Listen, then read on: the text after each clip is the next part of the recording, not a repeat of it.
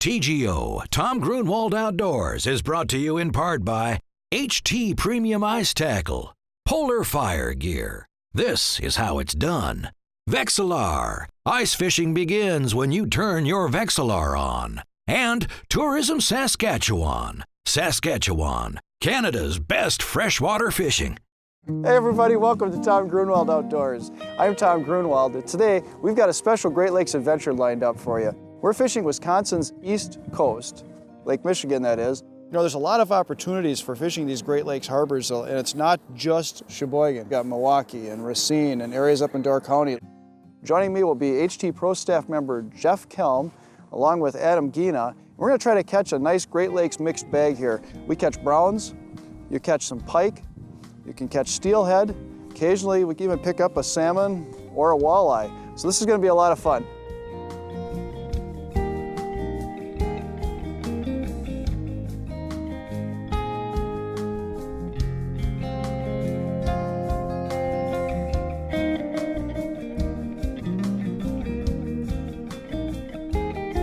How's it feel?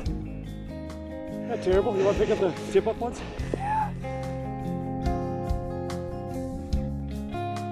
Oh, we put a little fight up there, taking some line.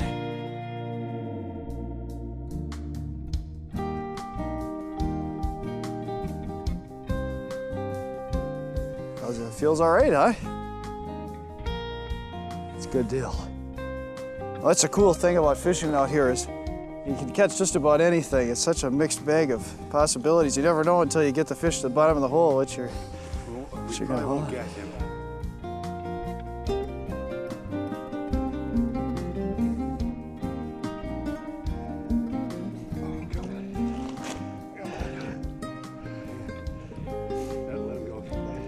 He's coming. There you go. All right. Well, that's a start. We'll take that. Now here we're kind of on the edge. There's more weeds you set up along the breakwater. Wall, there's a few weeds, yeah. Okay. In here, depending on where they put the docks every year, weeds will develop where the pilings are and things like that, you know, where it gets a little bit of cover now and then. Well, let's see what you got here once, huh? I think we'll be a couple inches short. Yeah, we just missed. Yeah, it's almost 25 3/4. Yeah. I figured I'd maybe just point out a little safety tip here while we're out on this harbor area. You know, a lot of times in these harbors, you're going to run into situations where you've got what's called pack ice, or pieces of ice that are broke up and blow in here and then refreeze. And right along here, you can see one of those ridge lines. You actually see that if you look closely, you can see the jagged piece, kind of a triangular pointed piece of ice right here coming up against another one. And the space in between is gray there. That's actually an area that was open water between those two chunks of pack ice that is froze up. Of course, we had some snow, and that's why you get that grayish color in there. That snow landed in there and it refroze overnight. Not a good place to walk. You're probably just fine on these big chunks of pack ice, but the cracks and the ridges in between, you want to make sure you avoid those. Any of those discolored areas, if you're going to have to go across those, make sure you're checking for safety. Use a spud or whatever and check it. Make sure it's okay to walk. Always be careful. My motto is, when in doubt, don't go out. Avoid the ridges, avoid the cracks, avoid those discolored areas. Be safe, have fun, enjoy your time on the ice. When the harbor in Sheboygan didn't produce as we had hoped, we thought maybe the adjoining river might be worth a try, where holes with slow-moving currents freeze over and provide opportunities for catching trout, salmon, and steelhead. But unfortunately, the conditions weren't conducive there either. So we decided to hit the road and spend the next day fishing with John Reddy in the Milwaukee Harbor near the Summerfest grounds. There's more fishing action to come right here on TGO. Day 2, we moved from Sheboygan down here to Milwaukee Harbor. I've got John Reddy and Jeff Kelm ready to go. We've got some automatic fishermen set, we've got some ice riggers set, and John, also one of his friends, Jason Bonk, and myself are going to set up a couple of jig rods. We got some holes interspersed between the automatic fishermen's and the ice riggers. See if we can't jig up a couple of these fish. Yes, the browns will hit jigs just as well as they'll hit those other set lines. So let's go see what happens. Yeah, just got to gently turn his head. Yeah, take it easy, take it easy.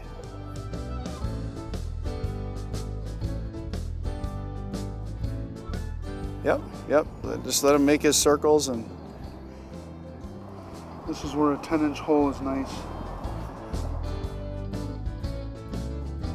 once his head's turned, you're all set. And you're close, and you got to get that.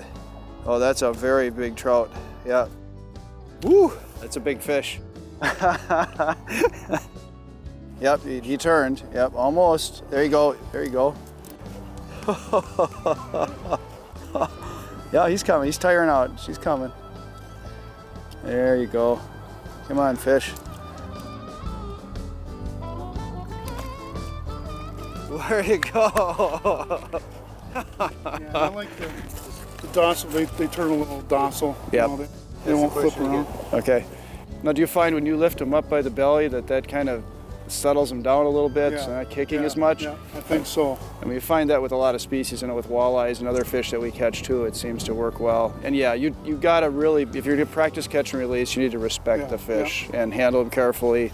Don't grab them by the gills. Or, I mean, boy, those are pretty. What do you think that fish runs, John? He's probably a solid 8 pounds, maybe. Yeah. 7-8 pounds. This is unbelievable. I mean, we're right here in downtown Milwaukee. I mean, you can see the Hone Bridge here right behind us. Summerfest Grounds Lagoon, and catching 8-pound browns here with John Reddy. What a beautiful fish, and what a great opportunity for people. This is close to home. We'll let that girl go.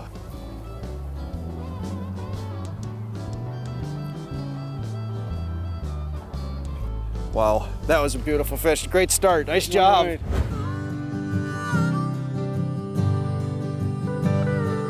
All right, we got a couple of the automatic fishermen's set up, a couple of tip-ups, and we're going to put in a couple ice riggers as well.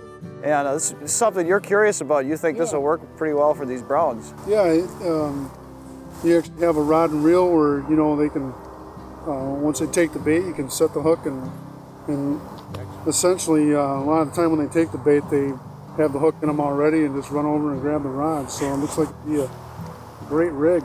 Well, one of the advantages of the ice rigger is that you can actually, if you want, you can open the bail on it and the fish can keep running. Or in the case of this browns, if you want to, you just leave a little bit of slack line, and when you see that pull out of it, you can set up. Yeah, it's a great rig. You know, people are used to using a rod and reel all summer long and things, and you get into these fish that fight like crazy. Learning how to do it hand over hand with the standard tip up is not the easiest thing to just automatically do. So when you have an opportunity to use a rod and reel, you probably have more of an opportunity to land more fish. And this is a really simple setup. You can use any rod you want that you feel comfortable with for the size of the fish that you're going after. And it works all just by utilizing the fishing line on a alligator clip. And what we'll do here is we'll place the flag in its holder, and we'll double this line back, and we'll stick it in the alligator clip. So the line has to come around it. And John, why don't you have you pull on that line like you're a fish taking the bait. Yeah, Flag that was goes up. Very easy. Yeah. Pulls out real easy. You know, the fish will never know that that anything happened up above, and with the bail closed, eventually he'll start feeling that, and that'll set the hook in him too. Yeah. Yep. And the other option is if you have fish that are biting and running, if you're a distance away, you can open the bail and just let it free spool, and you can come over when you're ready, flip the bail, tighten the line, and set the hook. Yep. I think All right. this worked great for trout, because a lot of times trout will sit there and eat the spawn sacks, for instance, and I think this would give them a little bit of time to get that spawn in, and by the time they swim with it, I think it'd work great. You pair this with the ice stopper so that you don't have any line freeze up, and you got a perfect setup for these trout.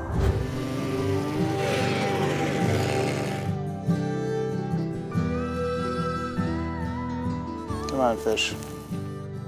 Yeah, well, maybe we can just kind of share a little bit with what we're doing here.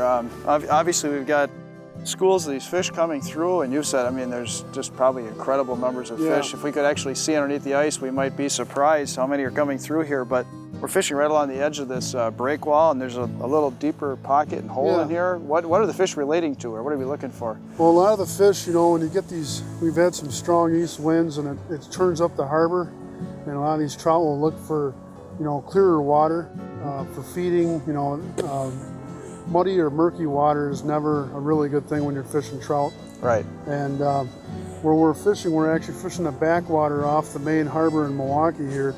And the fish actually come in here looking for, you know, bait fish. You know, we're fishing a mixture of spawn sacks and minnows. And I like fishing the edges. We're kind of in an inside corner here where behind us is about, you know, 6 to 10 feet of water, and it drops into a kind of a 15 to 18 foot hole in here. And we got a few of our lines set in about 10, 12 feet of water, and we got some set right in the hole. And we have kind of a bluebird day, so I think a lot of these fish are fairly close to the bottom, and they're going to be relating to this deeper hole with the type of day we have here. And you know, whether you're in Milwaukee, Racine, Kenosha, a lot of those back areas like marinas off of the main lake, a lot of the time the water's going to be clearer there, especially in the spring when you get all these northeast winds that really pound in and churn up that water. You're watching TGO, Tom Gruenwald Outdoors. Notice how when he's playing this fish, he's lowering that rod tip when the fish makes a run, putting less stress on the lighter line. Doing a real nice job with that, and then bring the rod up higher. If that fish makes a hard run, instead of just relying on the drag, he's using that rod to help relieve pressure on the line. Doing a real nice job fighting that fish, Jason. Good. Quite ready yet. Yeah, when you're working these browns or lake trout, any trout for that matter, the thing they like to do when you get near the hole is they start running these circles around at the bottom of the hole. And especially with a longer fish, just trying to get their heads turned into the hole can be the biggest challenge. Once we get that head turned a little bit, we'll be in great shape. You're getting, yep, here we go. Yep, coming.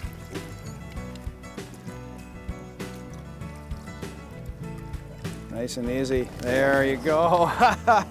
Nice fish, nice job. So you can see we have a lot of options for catching these fish too. We got the automatic fisherman set out, we've got ice riggers set out, we've got tip-ups set out, and you can jig for these fish too. And here, just using a small spoon with some wax worms on it, like you might use for crappies or perch. Small swimming minnows work well, and just standard jigs too will also catch these fish. All right, whenever you guys are ready. We should take a look at this rig that you're using here too. Sure. You know, you start talking about Milwaukee Harbor, and it seems like the automatic fisherman's really become synonymous with this fishery. And what really is it that makes this so unique and works so well in this application? Well, what the automatic fisherman is, I essentially see it as a downrigger on ice. Pretty much you rig your bait and you load your rod, so when the fish grabs the bait, they set the rod off, the rod sets the hook on them, because trout are notorious for running the bait out and dropping if they feel a little bit of tension. Yep. And with this rod, it takes that factor out of it. So a lot of the time we'll actually you know, hit the fish and it's barely in their lip when it sets the hook on them. So a lot of those fish that are light biters or they're kind of neutral, that's where this setup really works well. Okay, well, show us how it works. How do you set up? Once you set your depth, we're actually using the ice stopper on here this morning. It's still kind of cold, so that keeps our line nice and free in the hole, even if the hole freezes. Right here I have this in a shorter rod setting, and you can actually move this pin to the lower hole, and you can also adjust this further back for a shorter rod. So I actually have this set for a medium length rod. And what you do, this is actually the pin that you'll actually put your rod tip on, and how you adjust the tension it takes to set this off, you actually bend this pin forward or back. So I already have it adjusted at a certain tension for this particular rod. And I set this so it's a fairly hair trigger. The purpose of this bobber is setting some slack line, and this is kind of what I would call a pre-flag. I always, when I'm looking around at all my rigs, I'm looking to see where this bobber position is. If that bobber's creeping up or it's sitting right on the rod, chances are there's a fish eating that bait. And I'll start walking towards that rod, and by the time I get to it, the rod usually fires off. When a fish bites, of course, it's pulling the arm down, which pulls the rod tip free of the pin, which sets the hook, and then you come over and fight the fish on the rod and rip. And I'll set the drag fairly light on these when I have them rigged. That way, when this fish takes this bait, when they pull, they can pull line. Especially when you get a 10 to 15 pound trout, you want to have enough drag there to hold them on, but you want to have enough, loose enough they can pull that line out without snapping the line. Because I'll actually use fairly light leaders on these rigs. More fishing action online at tgofishing.com. All right, well, you got a unique way you're rigging this up. You're using some spawn sacks, John? Yeah, actually, how I handle my spawn sacks, when I catch a fish that I take the spawn out of, I wear nitrile gloves. Okay. The only time these eggs ever see my bare hands is right now before I bait the rod. But okay. I actually like to wrap mine in foil so they don't freeze together. Nice, yeah. So pretty much your bait's ready to go. You unwrap them out of the foil. And when I rig these spawn sacks, I actually stick it right through the center, slide it up on the shank, and I'll snell these hooks on, so that snell knot will kind of hold that spawn sack up. So when that fish takes the spawn sack, he'll have hook and egg at the same time. Very nice. And we're pretty much rigging these rods anywhere between 6 feet off the bottom to 6 inches off the bottom. And I believe this rod, we just caught a nice brown on this rod. I believe we had this up about 1.5 feet off the bottom. And I like to stagger all my baits. I don't like to put all my eggs in one basket. So we'll, midday like this, rule of thumb, the fish will ride low. Yep. And once the sun starts going down, we may run some of our baits a little higher in the water column. But yeah, for the most part, we're going to keep our baits fairly low in the water column during the mid part of the day here and see if we can tie into some more. Yeah, that guy's really going. Actually took a good run and then came back toward me there.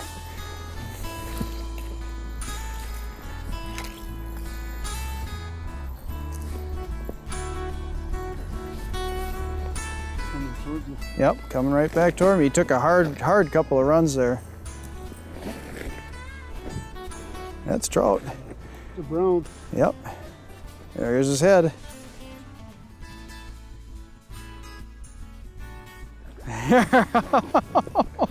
I can't believe that. You know, we're out here and we were just talking and said, well, action's probably going to slow down a little bit because it's the middle of the day. And John says, you know, it's not necessarily true, Tom. It is a bright bluebird sunny day.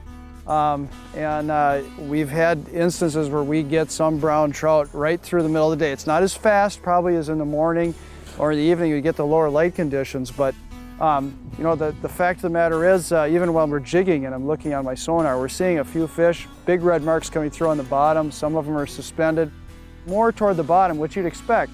We're in very clear water, and these fish are coming through in this deeper area and then maybe just kind of settling down. But as you can see, it's worth sticking it out. You could still get some nice fish. Yeah, you took that spawn sack pretty far down, so nice and aggressive. Oh, look at that. All these fish are right about that same size range. We're probably looking somewhere in the neighborhood of, I'm gonna guess what, John, 6-8 pounds maybe, something? Average out here is probably 6 to 8. Yeah, yep. Fish in the 10 to 12 pound range. Nice thick-bodied fish, big thick tails, and they're so muscular and they're hard fighting. You know, we're using light leaders. Here we got like 4-pound fluorocarbon for leaders because of the clear water. So you got to fight these. Once you get the hook set, just keep the line tight and take it easy with them. Unbelievable, John. In the middle of the day. Awesome fish. Well, this has been a great couple of days. We started out in beautiful downtown Sheboygan, Wisconsin, fishing in Sheboygan Harbor. And we didn't have a lot of luck with the browns. We did catch a couple pike. We got up in the river and were able to fish over one of the frozen holes up in the Sheboygan River. And that's real common. A lot of times the deeper holes at the lower end of the river will freeze, so they're accessible to ice fishermen. Great places to catch steelhead. Unfortunately, we didn't catch the steelhead there because the conditions weren't conducive to catching those fish as we had hoped. Came down here this morning to try Milwaukee Harbor, set up for the day. It had quite a bit more success, a little bit bigger area. But the beauty of these bays is you can access some of this Great Lakes fishing and a diversity of species. Brown trout, northern pike, smallmouth bass, walleyes, salmon, steelhead are all commonly caught here, and you don't have to go out on big, dangerous, deep water to access those fish. You can come out here again. There are some aeration systems in place around docks in these harbors. A lot of times there may be a river nearby which has some current, so you do need to be careful and hire somebody that knows what they're doing. Get a guide like John Reddy we had today from John Reddy Guide Service that knows the water, has the equipment. They've got the automatic fishermen, they've got so the tip-ups. We can use ice riggers, jig rods. They've got all that equipment. They can show you how to rig it and how to use it for applications in these harbors. So if you're interested in trying some Great Lakes fishing, it's a great way to get started. Till next time, I hope I'll see you again right here on Tom Gruenwald Outdoors. TGO has been brought to you in part by HT Premium Ice Tackle, Polar Fire Gear. This is how it's done. Vexilar. Ice fishing begins when you turn your Vexilar on. And Tourism Saskatchewan. Saskatchewan, Canada's best freshwater fishing.